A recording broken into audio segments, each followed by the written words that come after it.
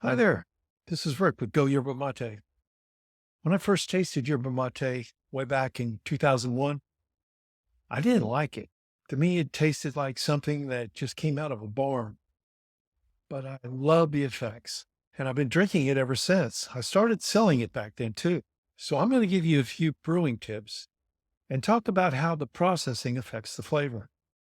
Because there's a lot of variety out there. And hopefully this video will help you to find your favorite. First, let's take a look at the plant. Yerba mate is a holly tree. The leaves are naturally bitter because it has a high tannin content. They help to protect the plant. So to keep those tannins out of your brew, do not pour very hot water over dry yerba mate. If you do, the tannins are going to extract first and it's going to be bitter. So to slow down the tannin extraction so that your infusion is less bitter, you want to keep your water temperature below 160 degrees Fahrenheit or 70 degrees centigrade. Work your way down from there to find your favorite temperature.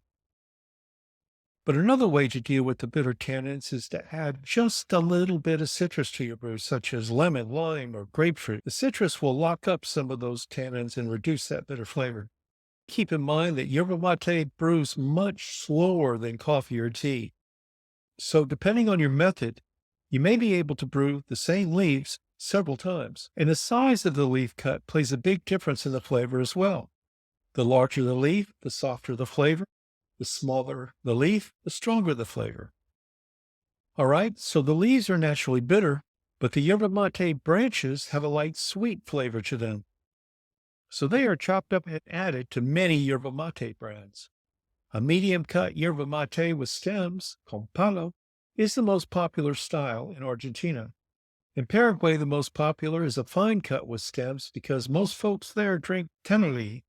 This involves using a tall, slender cup called a guampa and pouring ice water through the yerba mate. I was surprised by how refreshing this could be. And it's a great way to stay hydrated. And you could do this with any brand. Now let's look at the processing and how it affects the flavor. Very shortly after harvesting, the yerba mate leaves and branches are first blanched, but not with water. They put them into a large tumbler with a wood fire on one end. In most cases, the heat and the smoke from the fire is blown through the tumbler. I know of one company that uses gas instead of wood. Our smoke-free yerba mate comes from Brazil, where the smoke is removed before it gets to the yerba mate so that it's only getting clean, hot air. Think of it like the difference between a kitchen oven, smoke-free, a wood-fired oven, or a gas grill. As far as I'm concerned, the best one is the one that you like the most. The second step in the drying process is slower and at lower temperatures. It varies quite a bit between producers. But what makes the most difference here is whether or not smoke is added to these dryers. The amount of smoke and the type of wood affect the flavor quite a bit, just like our barbecue here in the States. There are a few brands that will label their products as barbecua, but several use smoke in those dryers but don't put it on the package. And don't make the mistake of judging all smoked brands equally. I've tasted some that I liked and some that I just could not drink. It's just a matter of personal preference. The third step of the processing is aging. And the point to remember here is that the flavor profile changes over time.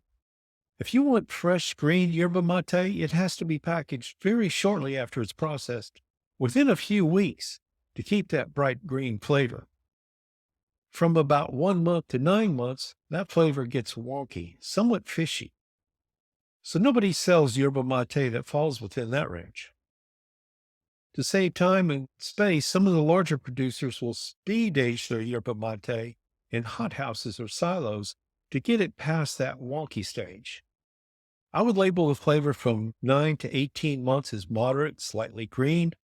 24 months is a bit stronger with no green taste whatsoever. Our smoke-free yerba mate actually takes on a stronger, more traditional smoke-like flavor if it's over 24 months old. So you want to keep in mind that yerba mate does not expire. The flavor profile just changes over time. I've had customers complain that their yerba mate tasted stale. If the package is not airtight, it's going to continue to age while it's in the bag, and it might be affected by environmental conditions. We get in products from Argentina that are just covered in dust because it leaked out of the bottom and the top of the packages during shipping. They've been using the same equipment for many years. All of our products have been packed in completely airtight packages. You can hold them underwater and the yerba mate will not get wet. And we use oxygen absorbers to remove over 99% of the oxygen. They actually look as if they've been vacuum packed. The absorbers will freeze the aging effects of yerba mate. And they also remove any microbes that could cause you some digestive issues. So what about those expiration dates on the packages? South American countries are required to put a date of at least 2 to 3 years on any yerba mate. It's from the date packaging. And it could have been stationed for up to 2 years before it went into the package. That's a total of 5 years out. In the beginning, I did not like the taste of yerba mate, but I acquired a taste for it. There's some that I like and some that I do not like. Hopefully, this video will help you to find the ones that you like. And please take advantage of our sample selection. Your first one's free, and you can buy more for only $3 each. Thanks for looking in.